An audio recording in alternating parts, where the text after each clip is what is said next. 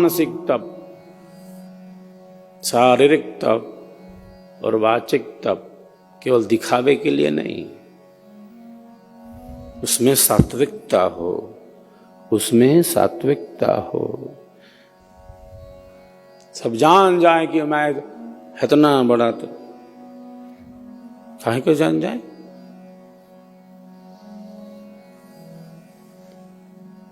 जो कुछ भी थोड़ा बहुत करते हो भी नष्ट हो जाएगा।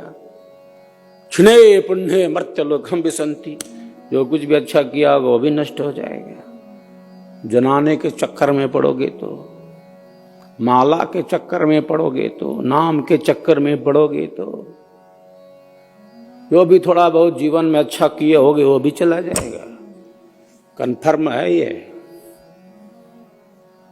क्योंकि मांस खूब ऐसा फूल के कुप्पा हो गए तो कुप्पा तो हो गए, पुण्य खत्म। जो अच्छा किए हो गए, थोड़ा बहुत कुछ कर लिए हो गए तो माइनस हो जाएगा। माइनस करो, इसका बहुत उछल रहा है, बहुत माला पहना है, इसका पुण्य खत्म हो रहा है।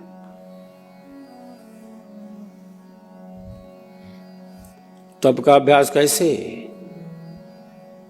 शुद्धि का पथ है, भावों की शुद्धि, विचारों की शुद्धि।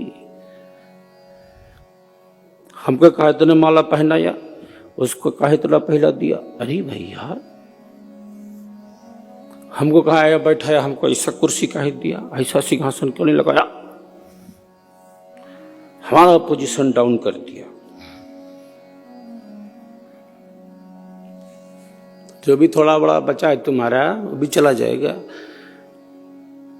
भावों की शुद्धि,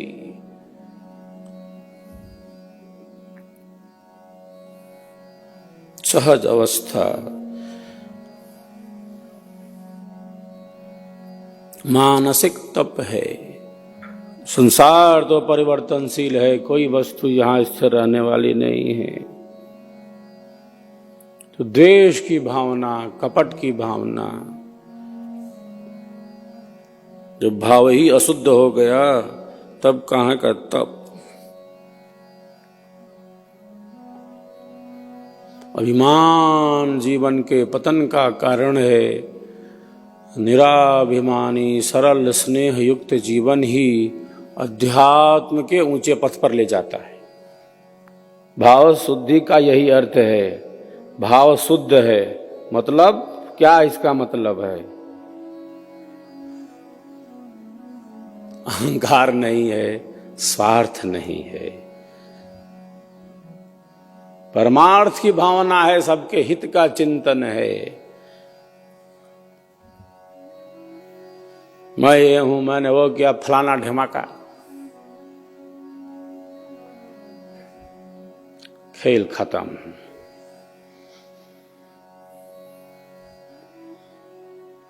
आत्म प्रशंसा अध्यात्म का ये विरोधी तत्व है। अध्यात्म का बिल्कुल उल्टा तत्व है, बिल्कुल उल्टा। ये जानता हूं मैं, वो जानता हूं, मैंने ये किया, मैंने वो किया, फलाना किया, धमाका किया, ये कर सकता हूं मैं, वो कर सकता हूं। तुम कुछ भी कर सकते हो क्या? अपने विचारों को नियंत्रित कर सकते हो, भावों की शुद्धि रख सकते हो, ईर्ष्या द्वेष घृणा कलह कपट को कम कर सकते हो, अभिमान का नाश कर सकते हो कि नहीं? पहले बताओ। और अध्यात्म इसी पर चलता है, आंतरिक सत्प्रवृत्तियों पर चलता है। वाणी को नियंत्रित कर नहीं सकते,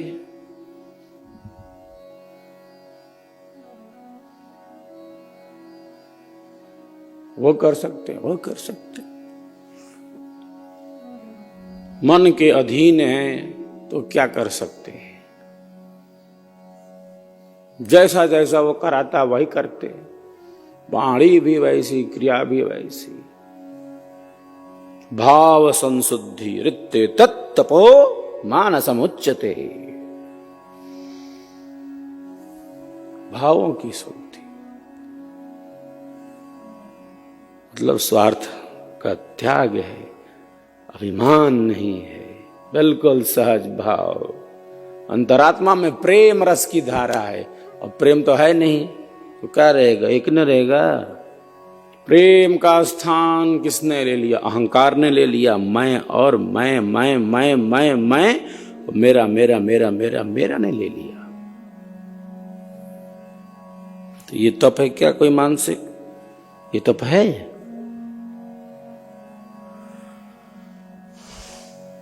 इदन्न मम इदम अग्नये स्वाहा इदम अग्नये इदन्न मम। खेले उल्टा है, मेरा नहीं मेरा नहीं। अरे देखो तो कोई मेरा मेरा मेरा मैं। तो भौतिक यज्ञ प्रतीक मात्र है, ये यज्ञ प्रतीक मात्र है, वो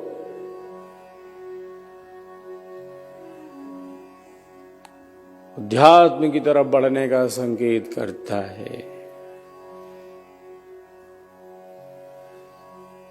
तो राजसिक ना हो जाए, तामसिक ना हो जाए क्रोध, अहंकार अभिमान सर चढ़कर ना बोलने लगे, एक सहज स्थिति हो। आध्यात्मिक जीवन का प्रारंभ यहां से है, क्योंकि चोटिल नहीं कर सकते किसी को, न मन से, न वाणी से, न क्रिया से।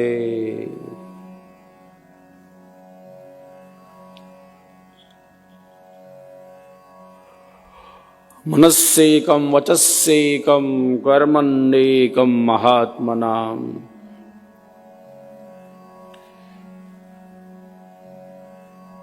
मन भी श्रेष्ठ भाव, वाणी और क्रिया भी वैसे ही।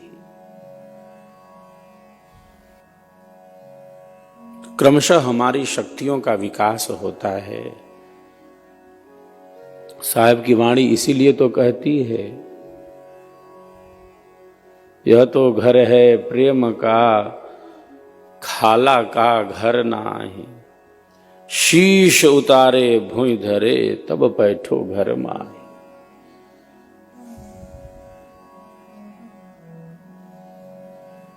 इतनी अस्थिरता में वो साधना में भी कहां बैठेगा? तो इतना ये स्थिर है तो शरीर भी कहां स्थिर होगा? जितना उठा पटक यहां चल रहा है, शरीर बैठेगा? मन में अकड़ आ जाएगा, शरीर भी अकड़ने लगता है जैसे, क्योंकि मन से ही शरीर की क्रियाएं संचालित हैं। मन में आगे अकड़ हो गया, इसी में शरीर वो अकड़ने लगता है। अंतःकरण बड़ी शक्तियों वाला है, और इस शक्ति का विकास वास्तविक रूप में, तो बहुत बार हम बहुत कुछ दिखाना चाहते हैं, प्रदर्शित करना चाहते हैं। क्यों?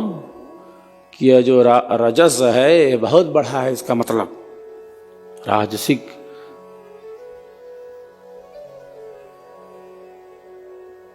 तीन गुण हैं प्रकृति के, सत्व रज और तम, त्रिगुणात्मिका है।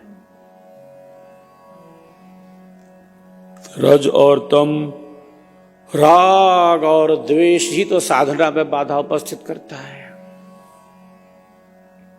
राग और द्वेष साधना में बाधा इसी से तो है। मैत्री करना है, राग नहीं, राग नहीं।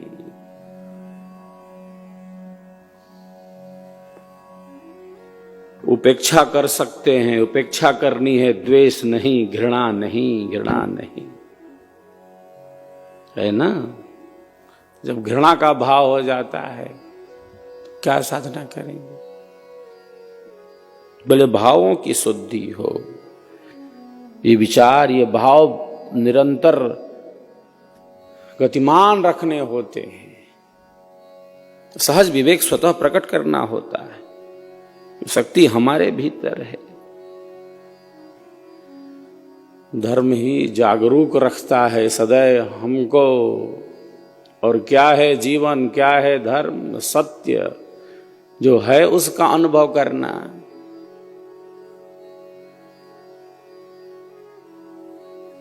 तो भावों की शुद्धि, तो भावों की शुद्धि होने लगती है तो एकाग्रता का भी अभ्यास दृढ़ होने लगता है, मननशीलता का अभ्यास भी दृढ़ होने लगता है।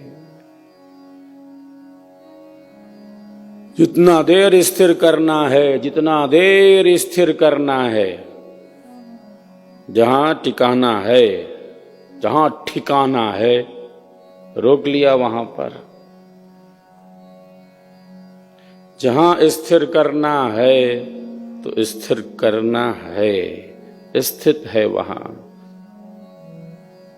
अडिग है, अचल है।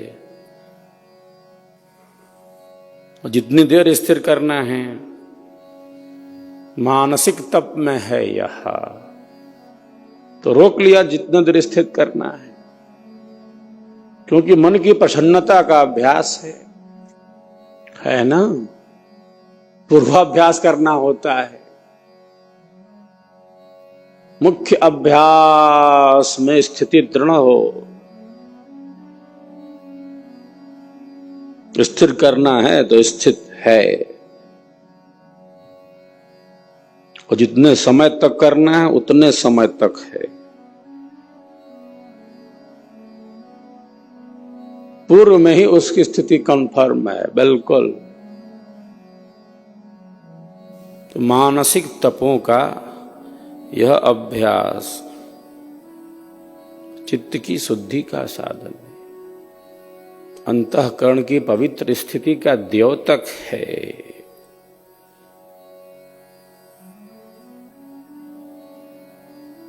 क्योंकि योगी का जो लोक व्यवहार है वह संतुलित हो गया है।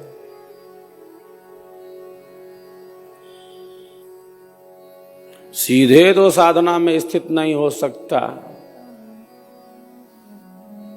सीधे तो ध्यान की गहराइयों में नहीं पहुंच सकता। तैल धारावत, जैसे तेल की धारा बह रही है, कोई व्यवधान नहीं है, वो धारा बह रही है, गिर रही है।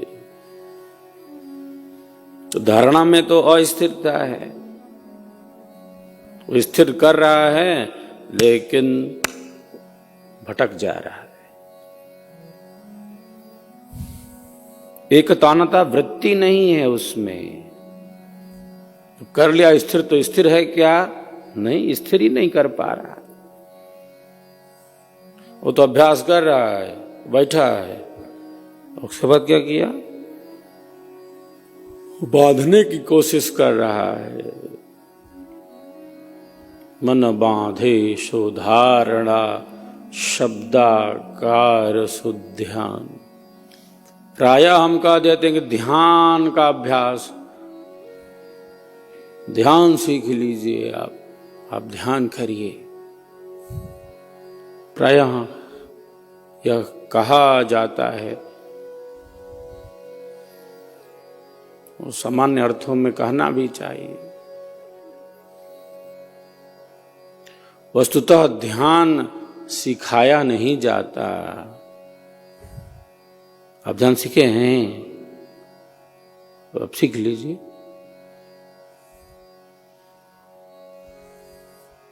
आप साधना सीखे हैं, आप सीख लीजिए। अच्छा भाई, सीख लेते हैं, आप सिखा दीजिए, हम सीख लेते हैं। ये कोई आसन है? ध्यान कोई आसन है क्या? कोई प्राणायाम है क्या कि सीख लें, कोई सिखा दे? आप सीख लीजिए, ध्यान सिखा दीजिए। आप सिखाया जाता है क्या? सिखाया जाता है आसन, और सिखाया जाना चाहिए, खूब खूब सिखाया जाना चाहिए। सिखाया जाता है प्राणायाम, और खूब खूब सिखाओ, प्राणायाम करो। मैंने कहा तने जी, न करोना न डरोना, न कोई करोना न कोई डरोना, खूब खूब आसन प्राणायाम करो ना। यज्ञ की अग्नि प्रज्वलित करो ना, स्वाहा स्वाहा बोलो ना, साधना का अभ्यास करो ना, आयुर्वेद की औषधि का सेवन करो ना, आसन प्राणायाम सिखाया जाना चाहिए, खूब खूब करना चाहिए। सूक्ष्म व्यायाम का हम अभ्यास करते हैं, हम बैठ सकें, नहीं तो बैठते हैं तो शरीर के जोड़ों में दर्द होने लगता है।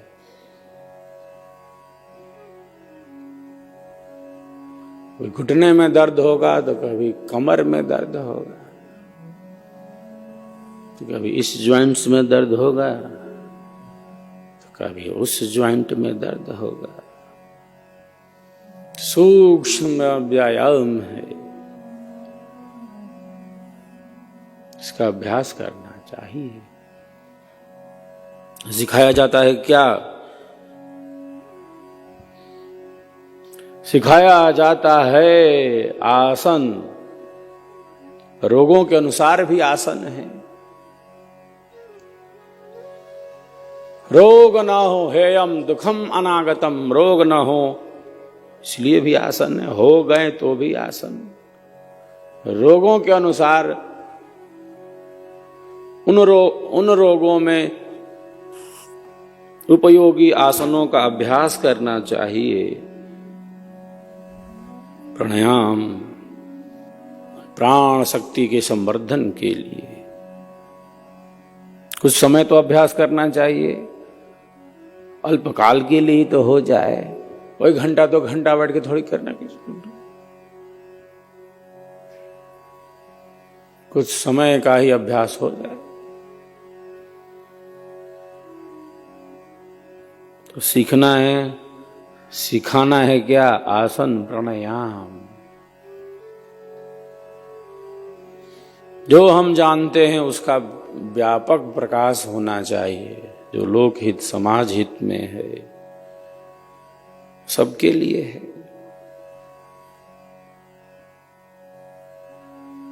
तो शरीर को तोड़ना मरोड़ना और श्वासों की क्रियाओं को सिखाया जाता है, ध्यान नहीं। ध्यान कोई सिखाने की वस्तु नहीं कि हम सिखा दे, कोई सीख ले।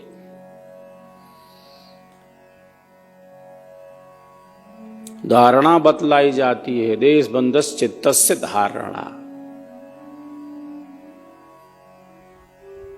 तत्र प्रत्येकतानता ध्यानम, ध्यानम निर्विषय मनः। आप बता देंगे कैसे निर्विषय मन हो गया? तो धारणा बतलाई जाती है, धारणा कहां पर आपको केंद्रित रहना है, यह स्थान है।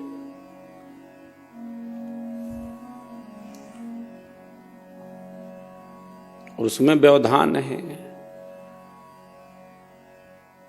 अब तैलवत धारा, तेल की धारा जैसे बह रही, ऐसी एकाग्रता, कोई विषय न हो।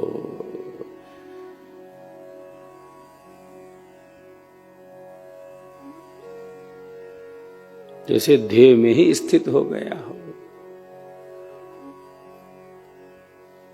ध्यानम निर्विषयम मनः, कितना सूक्ष्म और बृहद स्वरूप है इसका। क्योंकि दुख का अनुभव नहीं है, फिर वही आया, दुख नहीं वहां। जहां उस धारा में स्थित हो गया, दुख मिलेगा उसको। दुख का अनुभव नहीं है।